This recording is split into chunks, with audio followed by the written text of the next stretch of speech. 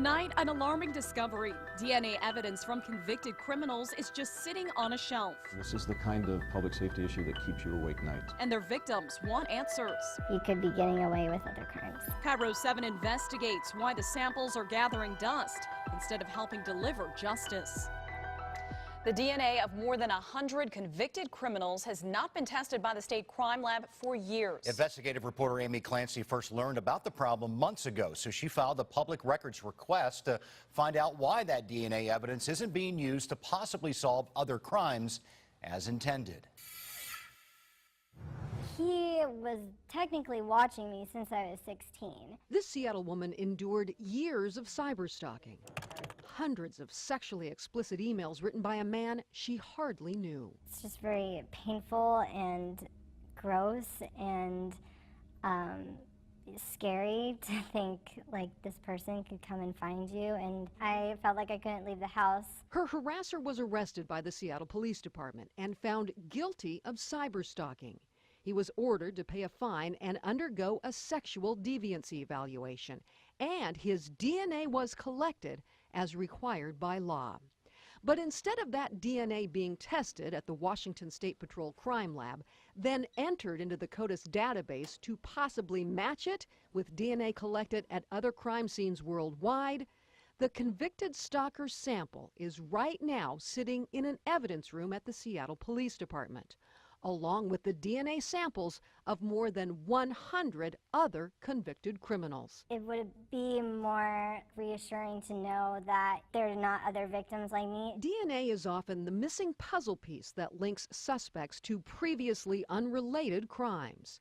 Gary Ridgway's DNA sample eventually led to his arrest as the Green River Killer.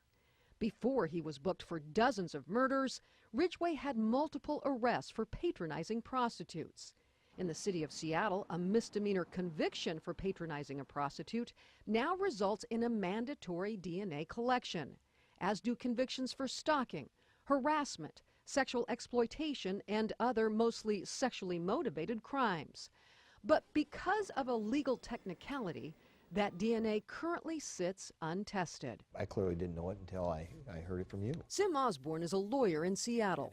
He's also a victim of one of the convicted criminals whose DNA hasn't been tested.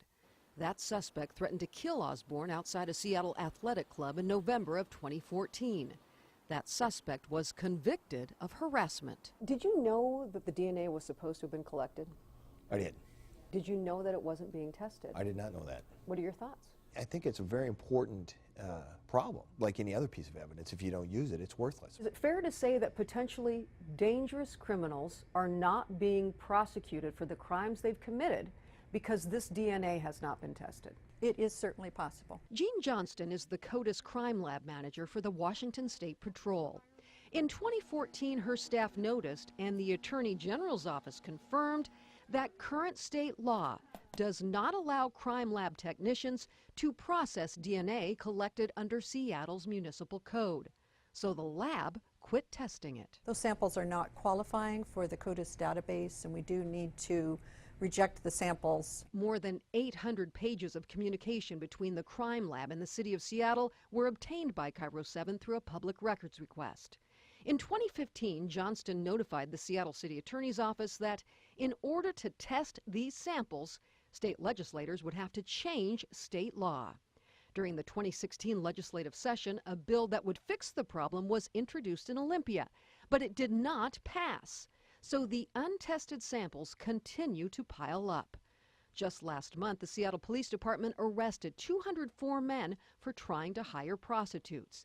If convicted, those DNA samples will also go untested. We have these databases for a reason. It's to help law enforcement connect the dots. A situation that frustrates Seattle City Attorney Pete Holmes. The sooner you get the evidence into the database, then the more opportunity you may have not only to connect some dots on past crimes, but maybe even to helpfully get an offender off the street who's going to commit other crimes. It just makes me sick to my stomach knowing that this could be going on, and because of this technicality or even negligence, he could be getting away with other crimes. In Seattle, Amy Clancy, KIRO 7 News. The Seattle City Attorney plans to submit a request for a legislative fix next year, and KIRO 7 will closely follow the issue. Meanwhile, those DNA samples continue to pile up. A KIRO 7 investigation exposed how DNA from dangerous convicted criminals in Seattle is not being tested.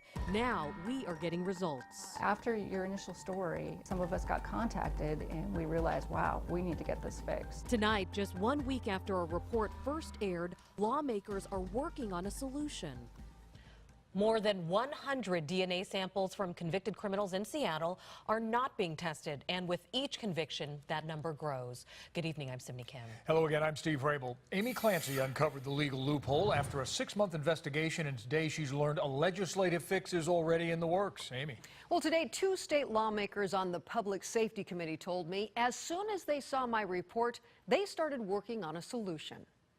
The DNA of more than 100 criminals found guilty of stalking, harassment, and other mostly sexually motivated crimes in Seattle is being collected.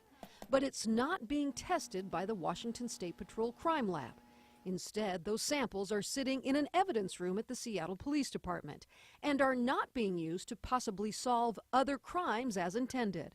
A problem at least 2 state lawmakers are now eager to fix. I'm just grateful you're shining a light on it. I am absolutely convinced we can come with a bipartisan support. Representatives Tina Orwall, a Democrat, and Dan Griffey, a Republican, are both members of the House Public Safety Committee. Both pledged to find a way to ensure that all DNA collected by the Seattle Municipal Court will be tested and entered into the CODIS database. Orwall's staff started working on it after KIRO 7 first reported the problems. We're writing it as its own bill at this point. We don't want it to get slowed down by other policy legislation. It really should be moving through the legislature as quickly as it can.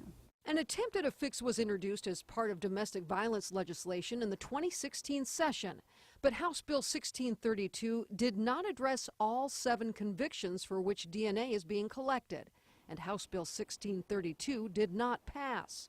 Both Orwall and Griffey believe the easiest fix would be for Seattle municipal prosecutors to charge crimes under the existing RCW, something Seattle City Attorney Pete Holmes said is not legally possible. Under precedent from our Washington State Supreme Court in 2012, it says that city municipal prosecutors in a municipal court can only charge and prosecute municipal crimes. So legally, you are not able to file these municipal crimes under the existing RCW? That's correct. Wherever the fix needs to be, Orwall and Griffey promise to get it done as soon as possible. What our staff is telling us is that they can charge under either state RCW or their municipal code. If they can't, then yeah, absolutely, let's fix it in January. And Tina Orwall told me drafting the language is just the first step. Lawmakers still need to meet with the State Patrol, the Attorney General, and Seattle City Attorney, and possibly explore any non-legislative fixes. But now that the wheels are in motion, I will definitely keep you up to date on any progress. Amy, you talked to a Republican, you talked to a Democrat. On purpose. How about that? Any problem do they see working across the aisle on this? They both say that public safety is a bipartisan issue. They both say they pledge their support, but we will see what happens in Olympia. Good. All right, Amy, thanks. And you can see all of the digging that Amy has done on the story. Just head to the Scene On section of KIRO7.com to watch her original report.